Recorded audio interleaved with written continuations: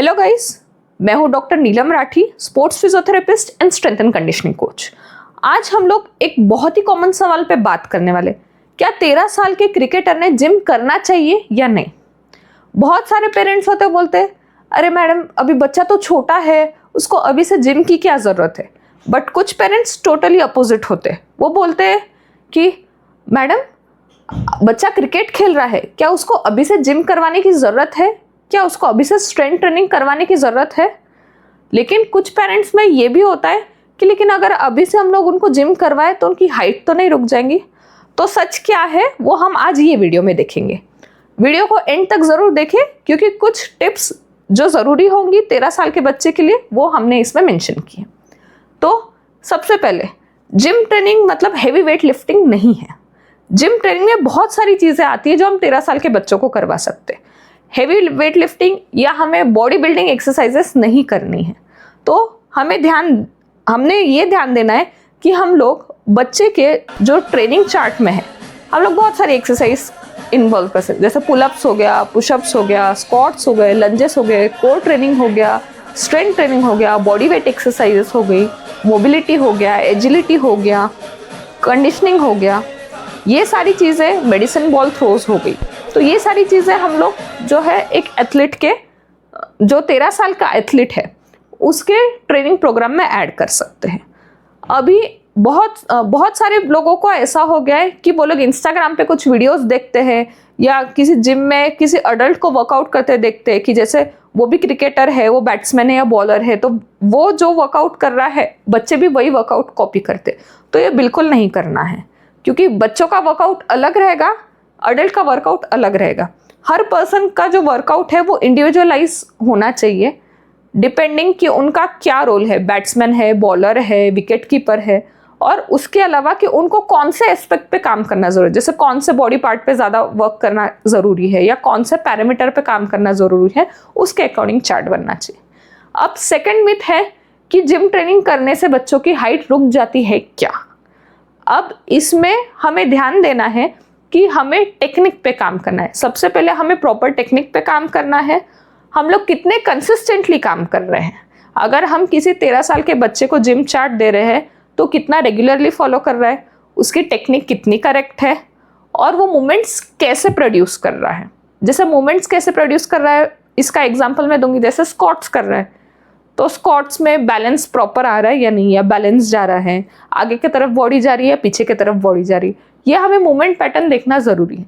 जब ये तीनों चीज़ें करेक्ट होती है तो फिर उसके अंदर में धीरे धीरे हम लोग रेजिस्टेंस बढ़ा सकते हैं, बट रेजिस्टेंस हमें ग्रेजुअली बढ़ाना है। इसके अलावा अगर हम 13 साल के बच्चे को जिम करवा रहे हैं तो प्रॉपर सुपरविजन में होना चाहिए और प्रॉपर रेजिस्टेंस ट्रेनिंग होनी चाहिए उनकी। विदाउट सुपरविजन नहीं करना है, बस किसी को बताने के लिए कि मैं कितना वेट उठा सकता हूँ, वेट नहीं उठाना है, इससे इंजरी के चांसेस होंगे। तो ये बिल्कुल ध्यान में रखिए कि सुपरविजन इज मस्ट। इसके अलावा क्रिकेटर्स के लिए स्ट्रेंथ ट्रेनिंग क्यों ज़रूरी है। क्रिकेट खेलना इसका मतलब सिर्फ यही नहीं है कि हम लोग बैट चला दिए, बस बॉल डाल दिए या हम लोग रनिंग बिटवीन द विकेट कर लिए। क्रिकेट ऐसा एक गेम है जिसमें आपको अलग अलग मूवमेंट करना है, फोर्स प्रोड्यूस करना है। अगर आप बॉलिंग कर रहे हो तो आपके लोअर बॉडी से अपर बॉडी तक फोर्स ट्रांसफ़र होना चाहिए। तो ये सारी चीज़ें काम करने के लिए आपको ट्रेनिंग ज़रूरी है। तो इसलिए हम सजेस्ट करते हैं कि 13 साल हम लोग यूजुअली बच्चों को 7 साल के बच्चों से हम लोग फॉर्म पे काम करना स्टार्ट करते हैं। उनको वेट्स ऐड नहीं करते हैं बट पहले उनके फॉर्म पे काम करना स्टार्ट करते हैं। जैसे जैसे उनका फॉर्म करेक्ट होना स्टार्ट होता है फिर हम लोग उनको रेजिस्टेंस बैंड इंक्लूड करते हैं और फिर जब वो प्रॉपर करे तो उसके एक एज के बाद हम लोग उनको वेट्स ऐड करना स्टार्ट करते हैं। अब क्या क्या पैरामीटर्स पे काम करना चाहिए 13 साल के बच्चे ने।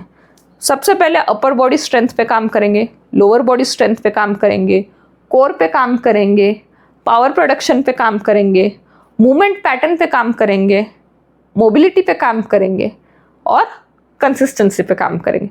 अब हम स्ट्रेंथ ट्रेनिंग कर रहे हैं लेकिन मोबिलिटी नहीं कर रहे, तो इसका क्या फ़ायदा है।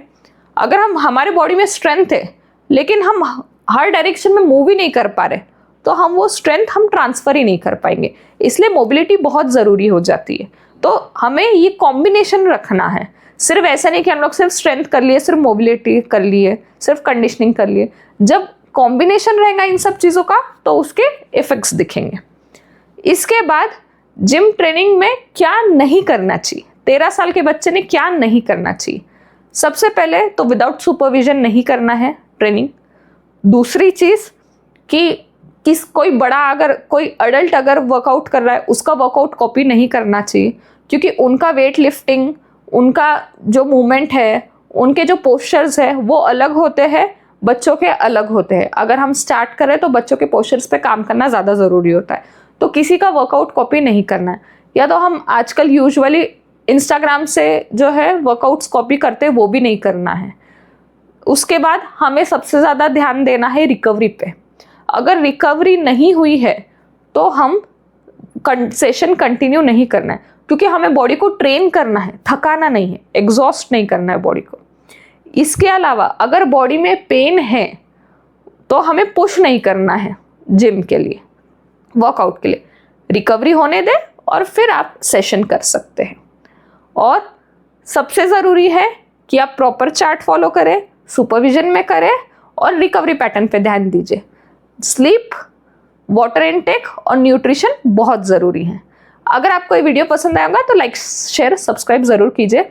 अगर आपको कुछ भी क्वेरीज है तो आप कमेंट सेक्शन में मेंशन कर सकते हैं, या अगर आपको चार्ट बनवाना है या कुछ डिस्कस करना है रिगार्डिंग एनी एथलीट तो आप दिए गए नंबर पे कांटेक्ट कर सकते हैं, या तो फिर आप कमेंट सेक्शन में मेंशन कर सकते हैं। Thank you.